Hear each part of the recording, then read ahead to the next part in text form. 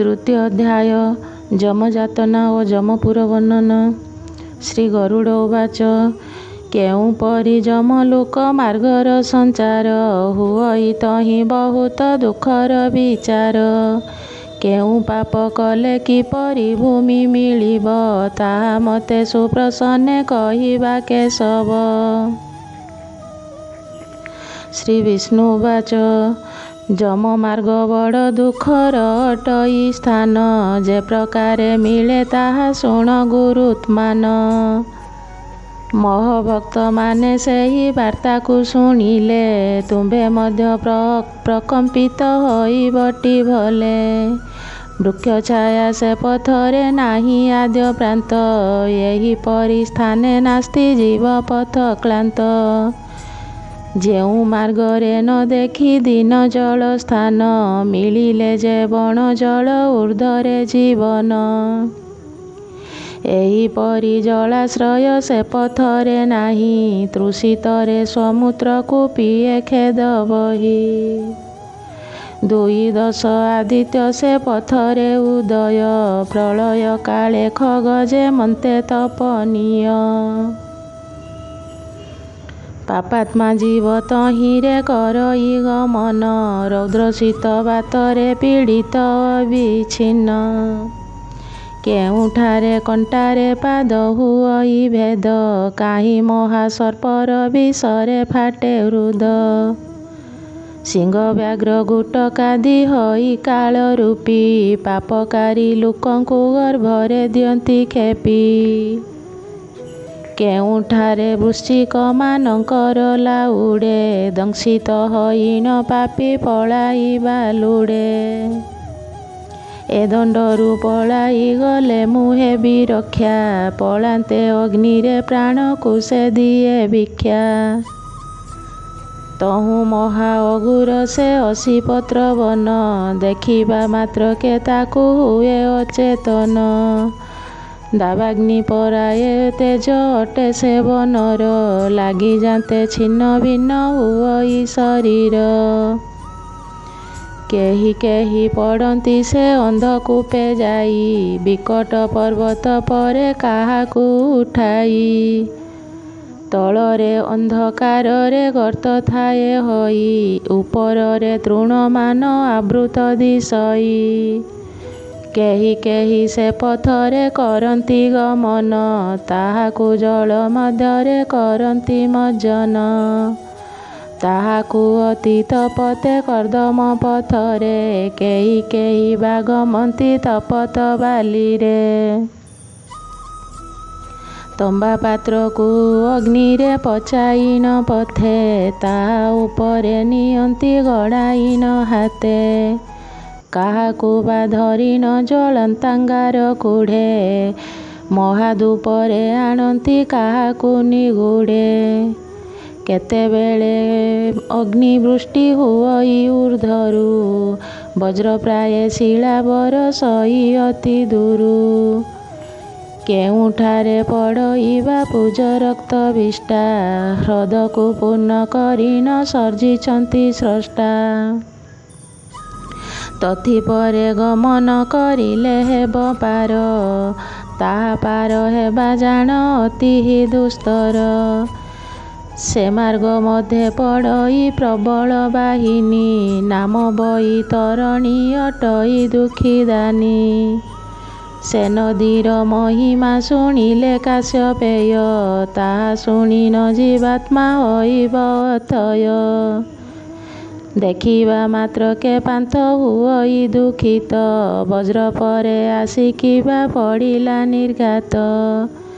जुजन शत दीर्घ अटई सेही नदी पूज रक्त बहु अछि पाताल को भेदी। अस्थिमय होई अछि सेही नदी तट अति दुर्गम से जे देखिले संकट। रक्त मांस सड़ी सेटी होई अछि पंक प्राप्त होई जाए सेहु पापरे निशंक। तहिरे केश समस्त होई अछि दल महाकुंभीर माने तहिरे एक मेल।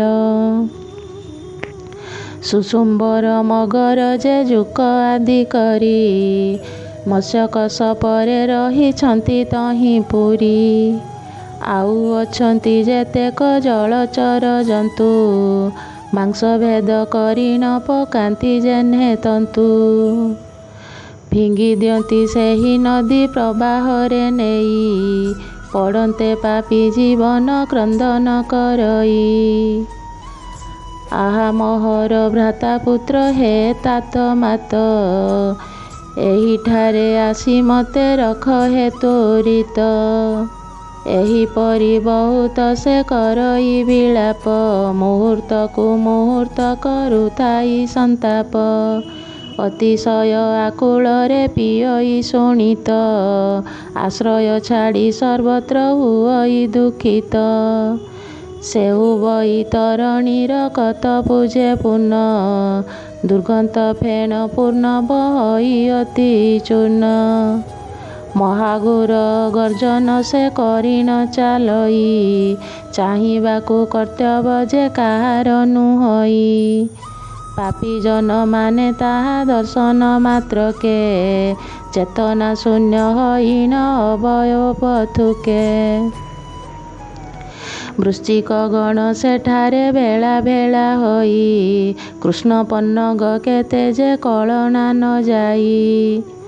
ତାହା ମଧ୍ୟରେ ନେଇ ନ ପକାନ୍ତି ପାପୀକୁ ଉଧରି ଧରିବା ପାଇଁ ନ ଦେଖେ କାହାକୁ। ପାର ହୋଇବାକୁ ତାହା ନଦୀ ସଇ କୂଳ ବହୁ ଦୁସ୍ତର ଯେ ସେଉ ଦୁଃଖର ବହୁଳ। ଏହି ପ୍ରକାରରେ ବହୁବିଧ କ୍ଲେଶମାନ ଯମପଥ ଅଟଇଟି ବହୁ କଷ୍ଟ ସ୍ଥାନ। କ୍ରୋଧ କରି ନ ମନରେ ରୁଦନ କରଇ ଦୁଃଖିତ ଭାବରେ ପାପୀ ସଧୀରେ ଚଳଇ। ଯନ୍ତ୍ରିତ କରି ନ ପାଶେ ତାହାକୁ ନିଅନ୍ତି ଅଙ୍କୁଶ ମାରି ପୃଷ୍ଠରେ କାହାକୁ ବସାନ୍ତି। କାହାର ନାସା ଅଗ୍ରକୁ ଫୋଡ଼ି ଡୁର ବାନ୍ଧି କାହାର କର୍ଣ୍ଣ ଭେଦ କରି ନ ସୂତ୍ର ଛନ୍ଦି। କାଳ ପାଶ କାହାର ବା ଗାଳରେ ପକାଇ ନଦୀ ମଧ୍ୟରେ ପକାଇ ନିଅନ୍ତି ଘୋଷଡ଼ାଇ। ଶୋଷିତ କାକମାନେ ଯେ ଧରି ନ ପ୍ରେତକୁ ଥଣ୍ଟେ ଧରି ନ ଉଡ଼ନ୍ତି ପକାଇ ପାପୀଙ୍କୁ। ଗ୍ରୀବା ଓ ହସ୍ତ ପାଦରେ ନେଇ ନ ବାନ୍ଧନ୍ତି ପିଠି ଫୋଡ଼ି ନ ତହିଁରେ ଶୃଙ୍ଖଳ ଗଳାନ୍ତି। ଲୁହା ଭାରକୁ ତାହାର ଉପରେ ଥୋଇ ନ ଏହାକୁ ନଦୀ ମଧ୍ୟରେ ପହଁରାନ୍ତି ବ୍ୟଗ୍ରେଣ। ଯମଦୂତେ ଅଟନ୍ତି ଯେ ବଡ଼ ଭୟଙ୍କର ତାଡ଼ନା କରନ୍ତି ସେହି ଧରି ନ ମୁଦ୍ଗର। ମୁଦ୍ଗର ଘାତେ ମୁଖରୁ ବହଇ ରୁଧିର ତାହା ପିଇ ନ ଚଳଇ ଶ୍ରୁତ ବଳିୟାର। ନିଜ କୃତ କର୍ମକୁ ଯେ କରଇ ସୂଚନ ଗ୍ଳାନି ହୋଇ ନ ଜନ୍ତୁଏ କରଇ ଗମନ। ଅତି ଦୁଃଖରେ ସମ୍ପୂର୍ଣ୍ଣ କରି ନ ଆତ୍ମାକୁ ସତରେ ଚଳନ୍ତି ପ୍ରେତ ଯମ ସଦନକୁ।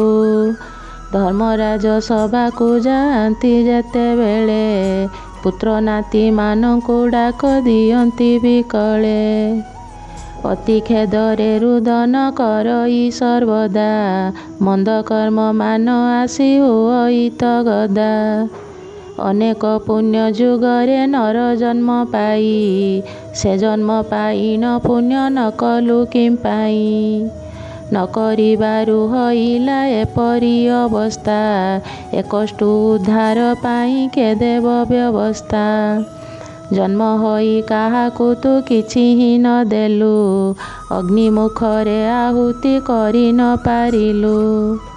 ତପସ୍ୟାରେ ତାପିତ ନ କରିଲୁ ଶରୀର ତ୍ରିପିଷ୍ଟପମାନଙ୍କୁ ନ ଦେଲୁ ଯେ ସତ୍କାର। ତୀର୍ଥ ସେବାକୁ ନ କଲୁ ବିହିତ ଭାବରେ ଯାତନାରୁ ଉଦ୍ଧାର ହୋଇବୁ କି ପ୍ରକାରେ।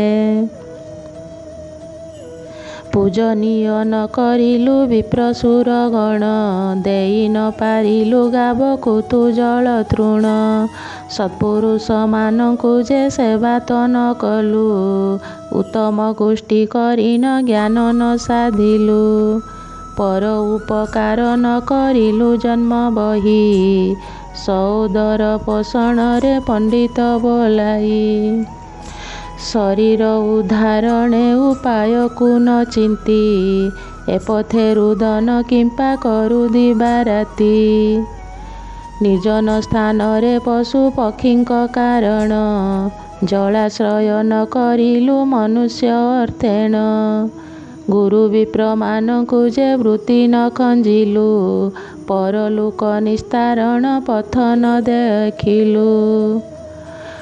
ବେଦଶାସ୍ତ୍ରେ ପୂର୍ବରୁ ଯେ ହୋଇଛି ପ୍ରମାଣ, ବିତ୍ତ ଅନୁସାରେ ଦାନ ନ ଦେଲୁ କୃପଣ।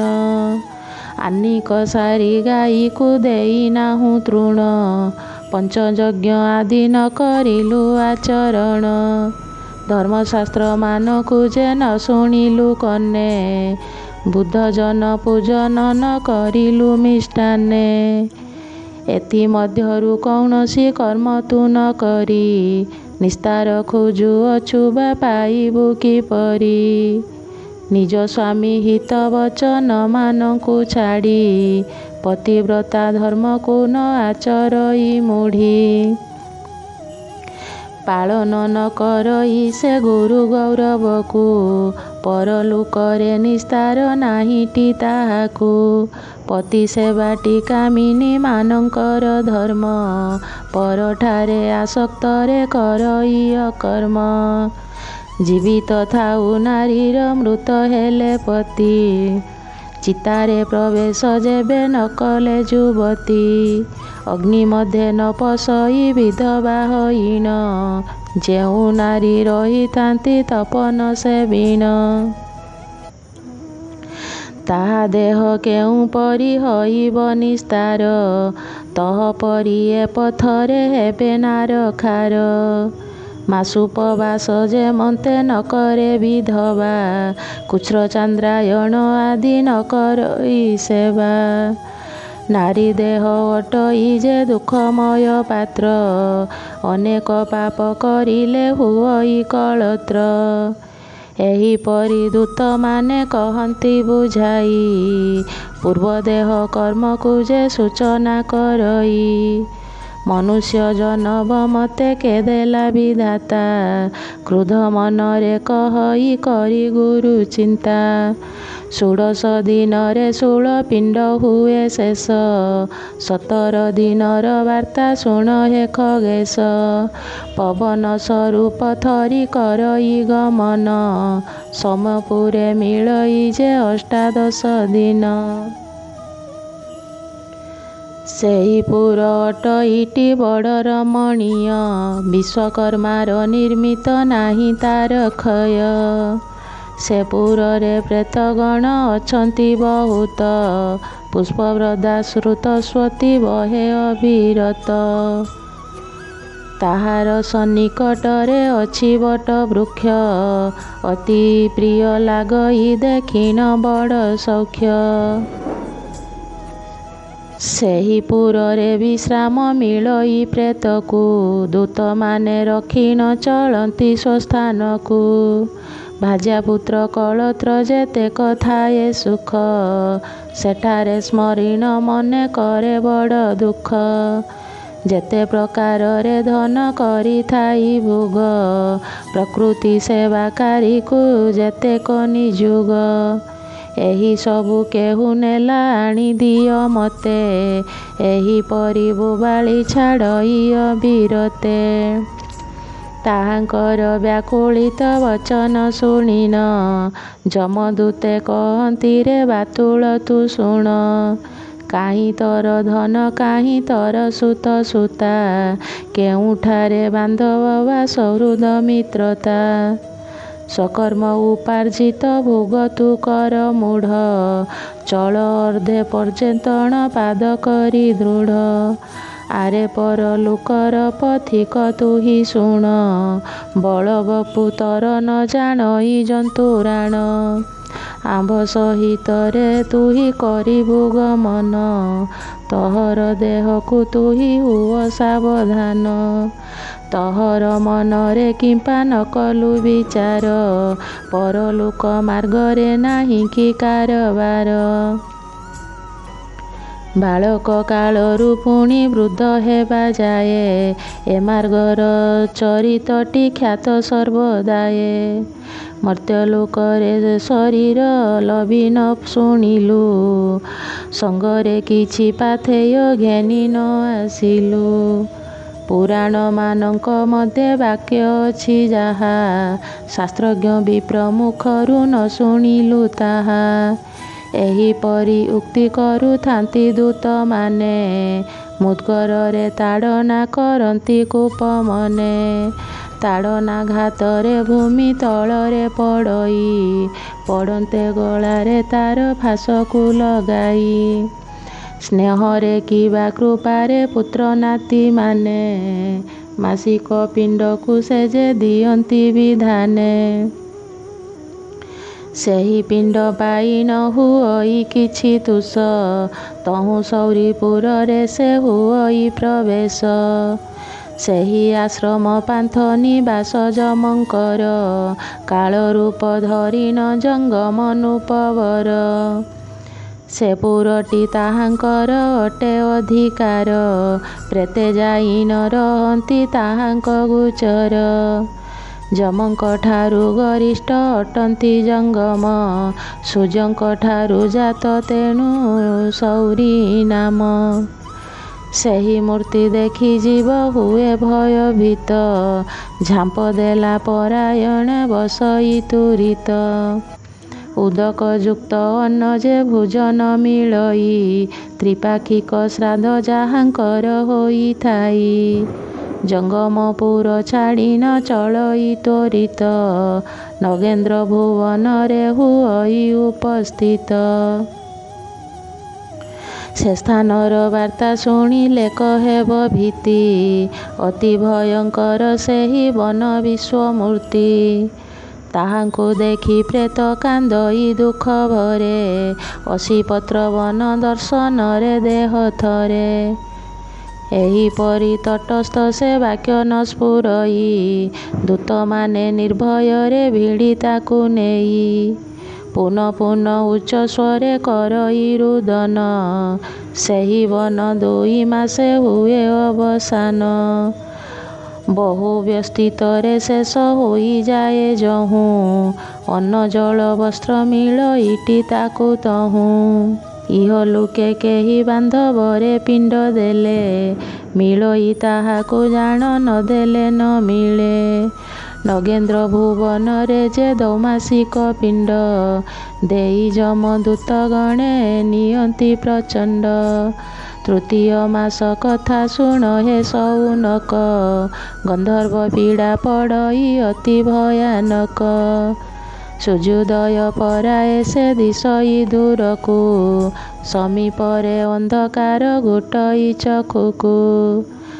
ତୃତୀୟ ମାସ ପିଣ୍ଡ ଯେଉଁ ସ୍ଥାନେ ମିଳଇ, ତହ ପାଇଁ ସେଠା ବରୁ ତୁରିତେ ଚଳଇ। ଶୈଳାଗମ ପଡ଼ଇ ସେ ଚତୁର୍ଥ ମାସରେ, ପାଷାଣ ବୃଷ୍ଟି ହୁଅଇ ପ୍ରେତଙ୍କ ଉପରେ। ତାହା ଶେଷେ ମିଳଇ ଚତୁର୍ଥ ମାସ ପିଣ୍ଡ, ସେ ପିଣ୍ଡ ଖାଇ ନ ପ୍ରେତ ହୁଅଇ ପ୍ରଚଣ୍ଡ। ତହୁଁ ଯାଏ ଖେଚର ତ୍ରଞ୍ଜଳ ନାମେ ପୁର, ପଞ୍ଚମ ମାସରେ ଗମେ ସେ ଭୂମି ମଧ୍ୟର। ସେହି ସରସୀ ମଧ୍ୟରେ ତ୍ରଞ୍ଚ ପକ୍ଷୀମାନେ, ଚର୍ମକୁ ଭେଦ କରନ୍ତି ଅତି ବଳବାନେ। ମର୍ତ୍ତ୍ୟଲୋକେ ହସ୍ତ ମଧ୍ୟ ଦେଇଥିବ ଯାହା, ସେ ପଥରେ ପ୍ରେତକୁ ଭୋଜନ ମିଳେ ତାହା। ପଞ୍ଚମ ମାସର ପିଣ୍ଡ ଶେଷରେ ମିଳଇ, ତାହା ଖାଇ ନ ଶଙ୍କୁର ପୁରକୁ ଗମଇ। ନ୍ୟୁନ ଷାଣ୍ମାସିକରେ ଯେ ପିଣ୍ଡ ଦାନ କଲେ, ସାର୍ଦ୍ଧ 5 ମାସ ପରେ ଜଳ ଘଟ ମିଳେ। ମୁହୂର୍ତ୍ତ ଅର୍ଦ୍ଧମାତ୍ରକ କରିଣ ବିଶ୍ରାମ, ପ୍ରକମ୍ପିତ କଳେବର ଦୁଃଖିତ ବଦନ। ସେ ପୁର ତ୍ୟାଗ କରିଣ ଚଳଇ ତ୍ୱରିତ, ଯମଦୂତ ତାଡ଼ନା ଦିଅନ୍ତି ବିଳମ୍ବିତ। ପ୍ରବେଶ ହୁଅଇ ଯାଇ ଚିତ୍ରଭୁବନରେ, ବିଚିତ୍ର ନାମେକ ରାଜା ବସେ ସେ ନଗ୍ରରେ। ଯମଙ୍କର ସାନୁଜ ସେ ଅଟନ୍ତି ବିଧିରେ, ପ୍ରଶଂସିତ ରାଜେ ସେହି କରନ୍ତି ଧର୍ମରେ। ତାହାଙ୍କୁ ଦେଖିଣ ପ୍ରେତ ଅତି ଦୀର୍ଘ ମୂର୍ତ୍ତି, ଭୟ କରି ପଳାଇ ଲୁଡ଼ନ୍ତି ସୂକ୍ଷ୍ମାକୃତି। ଏହିପରି ସମ୍ମୁଖରେ ପ୍ରବେଶ ହୁଅନ୍ତେ, କୈବର୍ତ୍ତ୍ୟ କାହିଁ ତୁମ୍ଭର ତାରଣ ନିମନ୍ତେ।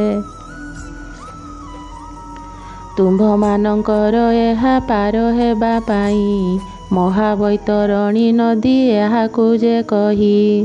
ଏହିପରି ପୁଣ୍ୟ ଯେବେ ଥିବଟି ତୁମ୍ଭର, ନାବଟି ପ୍ରାପ୍ତ ହଇବ ତୁମ୍ଭ ନିକଟର। ତତ୍ତ୍ୱଦର୍ଶୀ ମୁନି କହିଛନ୍ତି ଏଥିପାଇଁ, ଦାନ ବିତରଣ କରିବ ଜନମ ହୋଇ।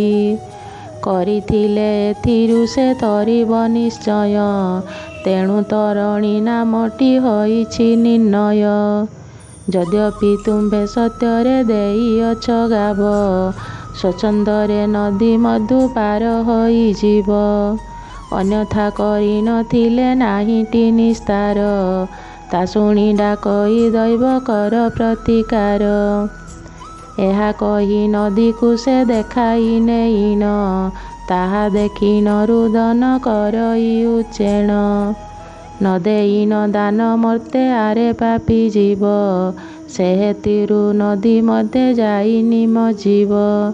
ଏହିପରି କହି ଦୂତେ ମୁଖେ ତା କଣ୍ଟକ, ନଦୀ ଗର୍ଭେ ଭରିଣ ଗମନ୍ତି ଶୂନ୍ୟ ଲୋକ। ବଡ଼ିସରେ ଜଳରୁ ଆଣନ୍ତି ଯେନେ ମତ୍ସ୍ୟ, ଦୁହାଁଳିଆ ଗାଈ ଯେନେ ଡାକି ନିଏ ବତ୍ସ। ତାକୁ ପାର ହୋଇଲେ ମିଳଇ ଆସି ପିଣ୍ଡ, ଷାଣ୍ମାସିକ ସେହି ଯେବେ ଦିଏ ଭୂମିଖଣ୍ଡ। ସେ ପିଣ୍ଡକୁ ଖାଇ ପ୍ରାଣ କରଇ ଗମନ, ବାଟେ ବିଳାପ କରନ୍ତି ଭୁକେ ଅଚେତନ। ସପ୍ତମ ମାସଟି ଯହୁଁ ହୁଅଇ ପ୍ରବେଶ, ବହୁ ବିପଦ ପୁରେ କରନ୍ତି ଯାଇ ବାସ। ସେହିଠାରେ ପୁତ୍ରଦତ୍ତ ଅନ୍ନମାନ ଖାଇ, ସପ୍ତମ ମାସରେ ଶେଷେ ସେ ପୁର ଛାଡ଼ଇ। ତାହା ଛାଡ଼ି ନ ଗମଇ ଦୁଃଖମୟ ପୁର, ଖଗପ୍ରାୟେକ ଯହିଁରେ କରିବ ସଞ୍ଚାର। ଅଧ ଊର୍ଦ୍ଧ୍ୱରେ ତାହାର ନାହିଁଟି ଆଶ୍ରୟ, ନିରାଲମ୍ବ ଭୂମି ସେ ଯେ ଅଟେ ଦୁଃଖମୟ। ଅଷ୍ଟମ ମାସଟି ଯହୁଁ ହୁଅଇ ସମ୍ପୂର୍ଣ୍ଣ, ପ୍ରଦତ୍ତ ପିଣ୍ଡ ପାଇଣ ଚଳଇ ବିଷିନ୍ନ। ନବମ ମାସ ଶେଷ ନ ହୋଇବା ପର୍ଯ୍ୟନ୍ତ, ବହୁବିଧ ରୁଦନ ପୁରଇ ସମାଗତ। ନାନାଦି ଶବଦରେ କ୍ରନ୍ଦନ ତହି ଦେଖି, ଦାରୁଣ ରଡ଼ି ଛାଡ଼ଇ ହୋଇ ଅଶ୍ରୁମୁଖୀ। ସେମାନଙ୍କ କାରୁଣ୍ୟର ନାଦ ଦେଖି ଶୁଣି, ସ୍ମରିଣ ହୃଦରେ ରୁଦଇ ଦୁଃଖ ଭଣି। ତ୍ୟାଗ କରିଣ ସେ ପୁର କରଇ ଗମନ, ଯମଦୂତେ ପ୍ରେତ ପ୍ରତି କରନ୍ତି ତର୍ଜନ। ଉତ୍ତପ୍ତ ଭୁବନକୁ ଯେ କରଇ ପ୍ରୟାଣ, 10 ମାସ ପୂର୍ଣ୍ଣ ଯାଏ ଚାଲଇ କୁଚ୍ଛ୍ରେଣ। ପିଣ୍ଡ ଜଳ ସେଠାବରେ କରିଣ ଭୋଜନ, ସୁସ୍ଥ ନୁହଁଇ ଶରୀର ଅତି ଗ୍ଳାନି ମନ। ତହୁଁ ଏକାଦଶ ମାସ ଶେଷ ହେବା ଯାଏ, ଭୟଙ୍କର ପୁର ମଧ୍ୟେ ରହିବାକୁ ହୁଏ। ସେ ମାସର ପିଣ୍ଡ ସେହୁ ସ୍ଥାନରେ ପାଇଣ, ପୁତ୍ରଦତ୍ତ ପଦାର୍ଥକୁ ଭକ୍ଷଇ ସୁଖେଣ। 11 ମାସ ପଞ୍ଚଦଶ ଦିନ ଗତେ, ତପ୍ତବାରି ପଡ଼ଇ ଊର୍ଦ୍ଧ୍ୱରୁ ଅବିରତେ। 4 ମେଘ ସେହିଠାରେ କରଇ ବର୍ଷଣ, ପ୍ରେତକୁ ଅତ୍ୟନ୍ତ ଦୁଃଖ ମିଳଇ କ୍ରମେଣ। ନ୍ୟୁନାଧିକ ଶ୍ରାଦ୍ଧ ଯହୁଁ ହୋଇଥାଏ ଯାର, ଦୁଃଖିତ ଭାବରେ ତହିଁ କରଇ ଆଧାର। ସମ୍ପୂର୍ଣ୍ଣ ବରଷା ଯହୁଁ ହୁଅଇ ପ୍ରବେଶ, ହିମମୟ ନଗରେ ମିଳଇ ତାକୁ ବାସ। ଶୀତରେ ଅତ୍ୟନ୍ତ ଆର୍ତ୍ତ କ୍ଷୁଧାରେ ପୀଡ଼ିତ, ଦଶ ଦିଗକୁ ଚାହିଁନ ହୋଇନ ବିରତ।